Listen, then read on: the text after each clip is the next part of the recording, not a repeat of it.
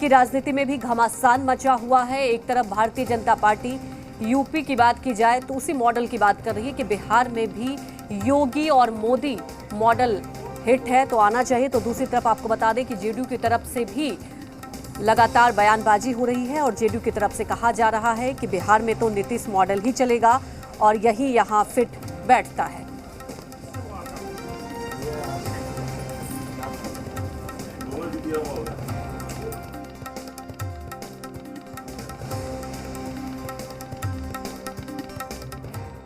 हम लोग सांस्कृतिक विचारधारा के लोग हैं। हम लोग राष्ट्रवाद को जानते हैं और हमारी पार्टी राष्ट्रवाद को लेकर आगे बढ़ी है। आदरणीय नरेंद्र मोदी जी जो राष्ट्रवाद को लेकर चल रहे हैं, भारतीय जनता पार्टी जो राष्ट्रवाद को लेकर चल रही है, भारतीय जनता पार्टी उसी को मानती है।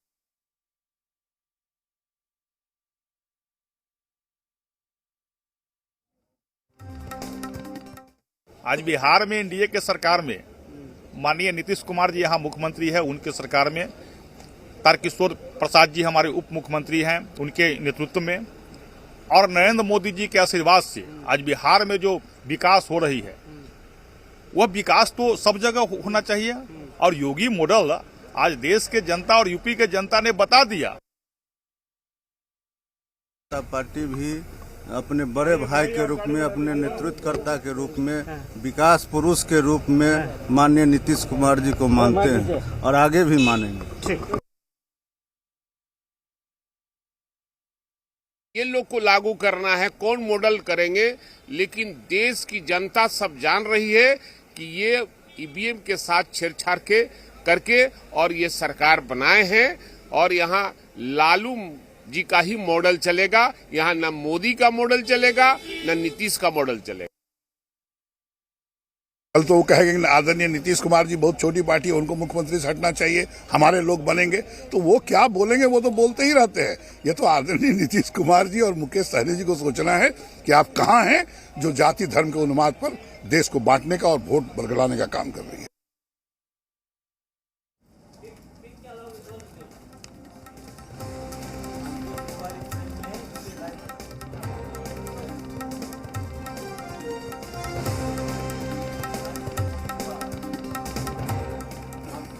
तो देखिए, सियासत तो हो ही रही है। वहीं आपको बता दें कि इसे लेकर डिप्टी सीएम तारकिशोर प्रसाद ने भी कहा कि वाकई भारतीय जनता पार्टी ने जो जीत हासिल की है वो अगर देखा जाए तो भारतीय जनता पार्टी ने जिस तरह से काम किया है जमीनी स्तर पर उसी का रिजल्ट है।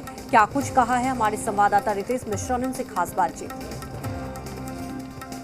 इस वक्त डिप्टी सीएम तारकिशोर प्रसाद जी हमारे साथ मौजूद हैं। सर, सबसे बड़ी बात है कि 4 राज्यों में जिस तरह से प्रदर्शन रहा है, कैसे देखते हैं और अब बीजेपी का जो अगली रणनीति है वो किस तरह की होगी? नहीं, देखिए, 4 राज्यों में भारतीय जनता पार्टी ने बेहतर प्रदर्शन किया। भारत के यशस्वी प्रधानमंत्री श्री नरेंद्र मोदी जी के नेतृत्व में हम सब काम करते हैं और चारों राज्यों के माननीय मुख्यमंत्रियों ने सुशासन की स्थापना की, कानून व्यवस्था को कायम की और बेहतर शासन दिया। उसी का यह परिणाम है कि हम चारों राज्यों में सफल हुए हैं और भारत के यशस्वी प्रधानमंत्री जी लगातार उन्होंने चिंता की, चाहे कोरोना का काल हो, चाहे देश को पुनः वैश्विक स्तर पर गौरवान्वित करने का काम हो, उन्होंने अपनी दृढ़ता और कर्मठता का हमेशा परिचय दिया। की जरूरत है और अन्य विपक्षी दलों को सोचने की जरूरत है कि आखिर वो लगातार पिछड़ते क्यों जा रहे हैं और जनता उन्हें बार बार क्यों नकार रही है। कैमरा पर्सन सिंधु मनीष के साथ रितेश मिश्रा, जी मीडिया, पटना।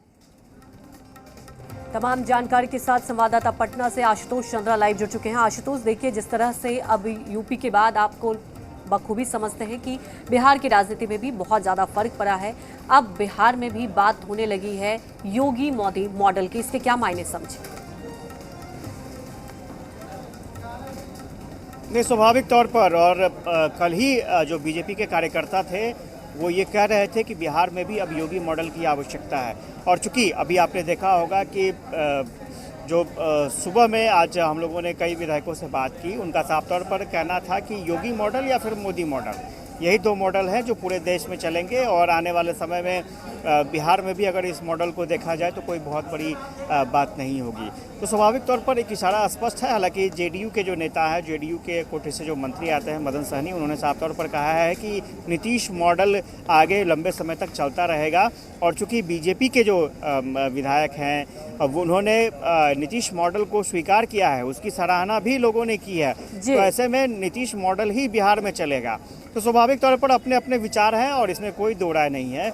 जिस तरह से जो 4 राज्यों के चुनाव परिणाम आए हैं उससे बीजेपी के हौसले बुलंद हैं और बीजेपी में एक सुगबुगाहट अंदर अंदर खाने ज़रूर है कि अगर बिहार में बीजेपी की सरकार बनती है, बीजेपी का मुख्यमंत्री बनता है, तो किस तरह के बदलाव हो सकते हैं, किस मॉडल पर चलना बेहतर होगा, ये सभी लोग सोच रहे हैं, विमर्श कर रहे हैं। हालांकि कुछ ही ऐसे नेता हैं जो खुलकर सामने आ रहे हैं, अपनी प्रतिक्रिया दे रहे हैं, क्योंकि उन्हें पता है कि वो फिलहाल गठबंधन में चल रहे हैं। गठबंधन में ज़्यादा खुलकर बोलने की गुंजाइश नहीं होती है, लेकिन इससे पहले आपने देखा होगा कि कई बीजेपी के नेताओं ने मुखर होकर के नीतीश सरकार की कार्यशैली पर, यहाँ की पुलिस प्रशासन व्यवस्था पर सवाल खड़े किए थे। तो उसके बाद ये माना जा रहा था कि कहीं ना कहीं बीजेपी अब हावी होना चाहती है। तो ये कह सकते हैं कि एक शुरुआत है विधानसभा, चूँकि कल चुनाव परिणाम आए हैं और आज कई नेताओं के स्टेटमेंट हमने आपको दिखाए, और कह सकते हैं कि ये शुरुआत है। आने वाले समय में बीजेपी के नेताओं के और स्टेटमेंट सामने आएंगे। देखना दिलचस्प रहेगा कि बिहार में आगे आने वाले समय में कौन सा मॉडल चल पाता है, क्या नीतीश मॉडल चलेगा या फिर बीजेपी अपना एजेंडा यहाँ सेट करेगी। बिल्कुल, बहुत महत्वपूर्ण बात आशुतोष की देखने वाली बात है कि आने वाले वक्त में कौन सा मॉडल चलेगा। हालांकि देखिए अब ये बात उठेगी और आगे भी उठेगी।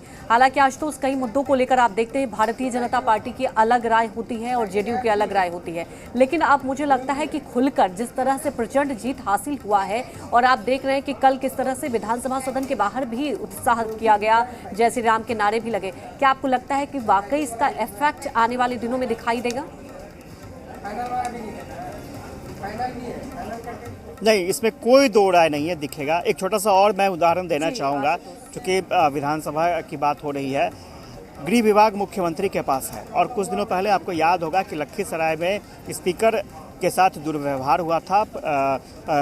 3 पुलिस पदाधिकारियों पर आरोप लगे हैं और आज पूरे सदन में ये चर्चा का विषय रहा, हंगामा हुआ। बीजेपी के विधायकों ने कार्रवाई की मांग की, क्योंकि अब तक कोई भी कार्रवाई उन पुलिस पदाधिकारियों पर नहीं हुई है। सरकार की तरफ से लगातार कहा जा रहा है कि उत्तर होगा, उत्तर होगा, अब तक कोई उत्तर नहीं हुआ था और बीजेपी के विधायक इस मुद्दे पर चढ़ बैठे और साथ ही साथ विपक्ष के भी विधायकों को एक मौका मिल गया। तो एक तो ये हुआ कि गृह विभाग की कार्यशैली पर बीजेपी के विधायकों ने सवाल खड़े शुरू कर दिए। इसके अलावा आज ही सदन में बिजली से जुड़े मुद्दे पर कई सवाल आए थे, उसमें से बीजेपी विधायकों का भी सवाल था और बीजेपी विधायकों ने साफ तौर पर आरोप लगाए कि जो सवाल का जवाब सदन में आ रहा है, क्योंकि आप देखेंगे कि ये जो बिजली विभाग का, ऊर्जा विभाग का मसला है, ये जेडीयू के खाते में है।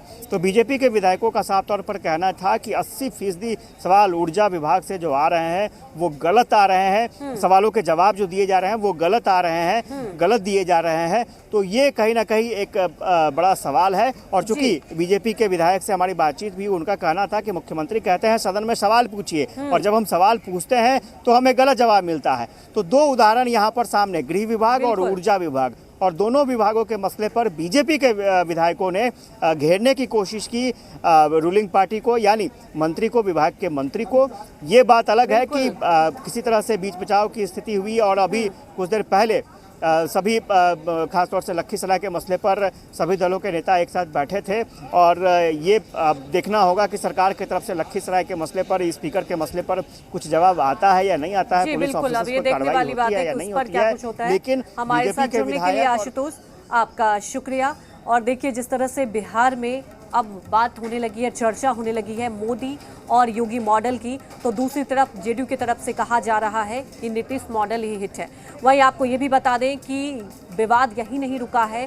दरअसल मुकेश सहनी की बात की जाए, जिस तरह से उत्तर प्रदेश के चुनाव में मुकेश सहनी ने अपना मोर्चा खोला था और इसे लेकर अब सियासत हो रही है। और आपको बता दें कि बयान आया है हरिभूषण